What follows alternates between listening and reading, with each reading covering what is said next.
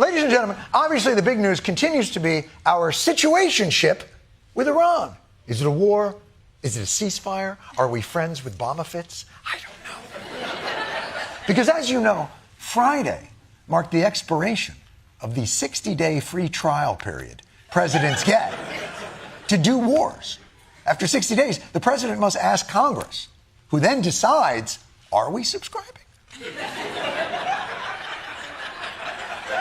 Or are we just going to use Israel's password?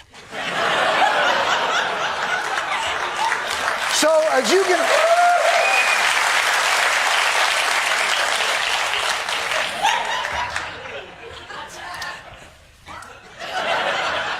So as you can imagine, it's going to be big news when Trump asks for official permission. Trump signaling he will not seek official permission from Congress to extend. This morning, the crisis at sea. 3 dead after a suspected hantavirus outbreak on a luxury cruise ship, and there are at least 4 other suspected cases, including a critically ill patient. The cruise line Oceanwide Expeditions says medics are working to evacuate sick passengers from the Dutch ship, which is currently anchored off Cape Verde in Africa. There's a lot of uncertainty, and that's the hardest part. All we want right now is to feel safe, to have clarity, and to get home. Jake Rosemarin, one of 17 Americans trapped on board, making this plea on social media. And what's happening right now is very real for all of us here. We're not just a story. We're not just headlines. We're people. People with families, with lives, with people waiting for us at home. The ship left Argentina 3 weeks ago with about... President Trump has promised to review Iran's new 14-point peace plan, but has already said he can't imagine that it would be acceptable.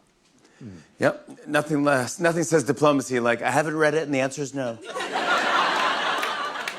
Meanwhile, Trump said the U.S. will start escorting ships through the Strait of Hormuz. Feels like the best case scenario when you hear Trump starting an escort service.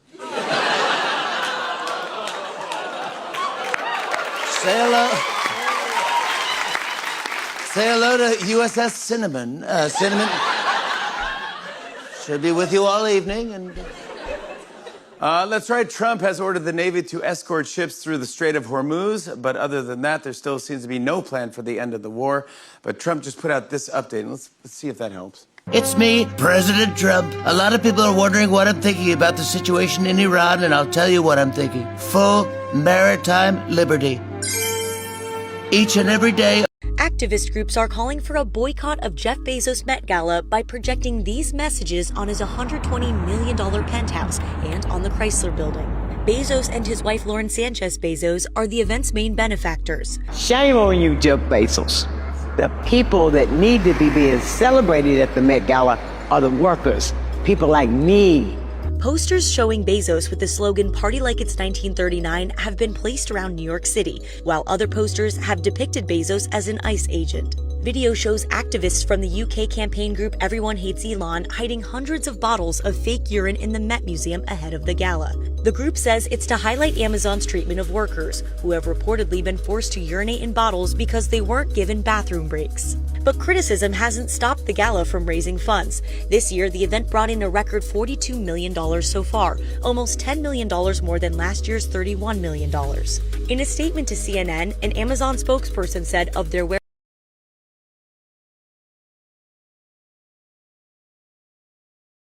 Breaking news from right near the White House tonight. The Secret Service shootout on the National Mall. Authorities say a suspect armed with a gun.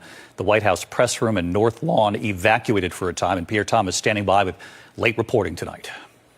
Tonight, another violent confrontation not far from the White House, with the U.S. Secret Service exchanging gunfire with an armed suspect.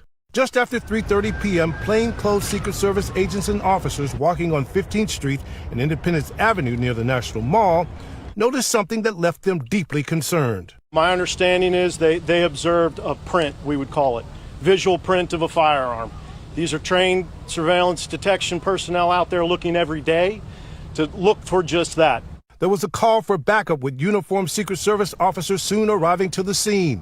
The suspect then allegedly started running and firing. I can tell you that at least one, we believe only one bystander was hit by the suspect. That individual. The White House briefly went under lockdown after a suspect allegedly shot at Secret Service just 4 blocks away. Here by the Washington Monument, the Secret Service said officers spotted a gun and tried to stop a man who allegedly fled and fired in the direction of the Secret Service. Not long before this shooting occurred, the vice president's motorcade did transit through this area.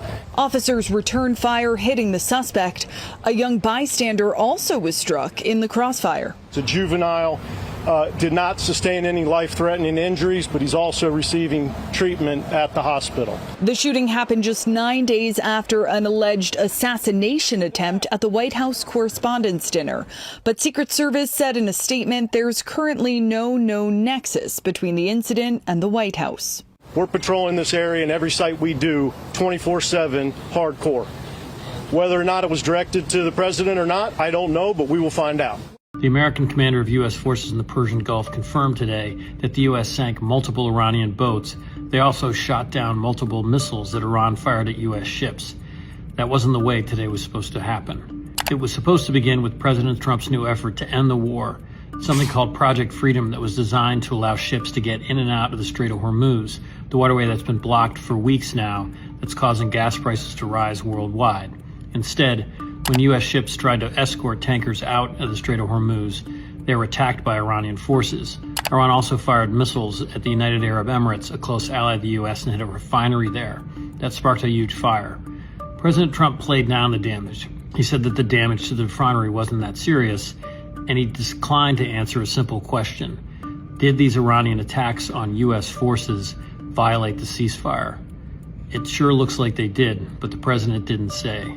What's clear is that the president's new effort, Project Freedom, the United Arab Emirates says it has intercepted 3 missiles now fired from Iran just in the last half hour or so. They say a 4th missile has crashed into the sea. Now, these are the first reports of intercepted missiles since the ceasefire began on April 7th, so almost a month ago now. The UAE's Ministry of Defense also says that its air defense systems are currently fending off Iranian attacks. They say both missiles and drones. They say in a statement that was put out that they are currently engaging with missile attacks and incoming drones from Iran. They confirmed, too, that the sounds that are being heard in various parts of the country, and we're getting reports of those as well, that those are the results of the air defense systems intercepting ballistic missiles, cruise missiles, and drones as well. Now, Carl, I am out to the White House and have been asking them whether this would be considered a violation of the ceasefire, and no response yet from them on that point. But that is the big question here, whether this very fragile ceasefire that we've been in since April 7th now will still hold, now that we're getting this first report